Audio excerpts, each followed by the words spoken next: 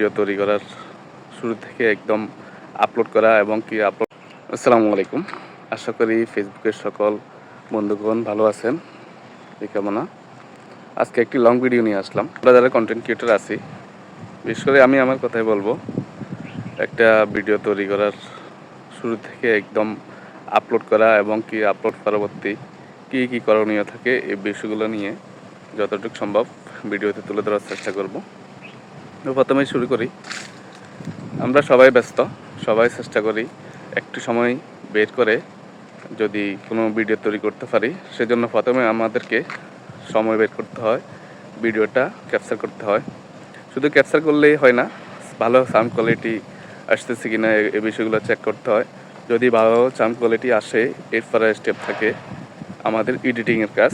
আমরা যে কোনো অ্যাপস থেকে আমাদের সাউন্ড কোয়ালিটি সহ বিভিন্ন কালার মাইগ্রেশন বা অন্যান্য যে কাজগুলো থাকে, টাইটেল থাম্বনেইল, এই কাজগুলো করে থাকি, এডিট করি। এডিট মোটামুটি ফাইনাল হয়ে গেলে অথবা এডিট কমপ্লিট হয়ে গেলে এরপরে স্টেপ হচ্ছে টাইম মেনটেন করে ভিডিও আপলোড দেয়া। আমরা ভিডিও আপলোড দেওয়ার জন্য ফেসবুকে গাইডলাইন অনুযায়ী টাইম মেনটেন করে অবশ্যই ভিডিও আপলোড দেব। টাইমটা অনেক বেশি গুরুত্বপূর্ণ, কেননা ফেসবুক অ্যালগোরিদম কিন্তু আমাদের ভিডিও আপলোডের টাইম অনুযায়ী আমাদের ভিডিওগুলো আমাদের ফ্রেন্ড সার্কেল বা ফলোয়ার যারা আছে তাদের সামনে উপস্থাপন করে।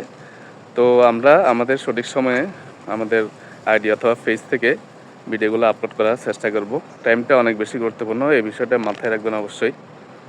আপলোড দেওয়ার ক্ষেত্রে আমরা ভিডিওটা ঠিকঠাক মতো হয়েছে কি না এগুলো দেখব, থাম্বনেইলটা সেট করা, তারপর হচ্ছে ক্যাপশনটা, ভিডিও রিলেটেড ক্যাপশন। আমাদের উচিত হচ্ছে ভিডিওতে আমরা যে বিষয়গুলো নিয়ে আলোচনা করব এই বিষয়ে ক্যাপশন দেওয়ার চেষ্টা করব, এবং কি হ্যাশট্যাগুলা, ট্রেন্ডিং হ্যাশট্যাগ এক দুটো ইউজ করতে পারি, আর বাকি হ্যাশট্যাগুলো হচ্ছে আমাদের ভিডিও রিলেটেড হ্যাশট্যাগুলো দেওয়ার চেষ্টা করব।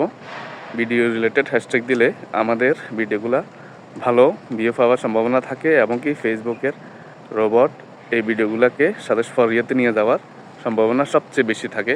তাই আমাদের উচিত হচ্ছে হাবিজাবি কোনো হ্যাশট্যাগ ইউজ না করে অবশ্যই ভালো কোয়ালিটিফুল বা ভালো হ্যাশট্যাগুলা চয়েস করার জন্য আমরা আমাদের ভিডিওতে টাইটেল, হ্যাশট্যাগ, থাম্বনেইল এগুলা ওকে করার পর আমাদের লোকেশনটা দিতে হবে। আমরা যে লোকেশন থেকে ভিডিও আপলোড করি, আমরা আমাদের কান্ট্রিটা দিতে পারি, বাংলাদেশ থেকে বাংলাদেশ দিতে পারি, ইন্ডিয়া থেকে ইন্ডিয়া দিতে পারি, অথবা যে যে জায়গা থেকে আসেন ওই লোকেশনটা ইউজ করতে পারেন।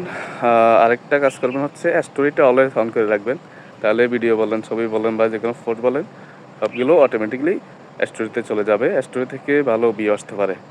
এরপর হচ্ছে আমরা আমাদের প্লে লিস্ট সিলেক্ট করে দিব। পরবর্তী স্টেপ হচ্ছে বাকি কাজগুলো করে আমরা আপলোডের জন্য দিয়ে দেবো। আপলোড করে কিন্তু শেষ না, একজন কন্টেন্ট ক্রিয়েটরকে অনেক কষ্ট করা লাগে।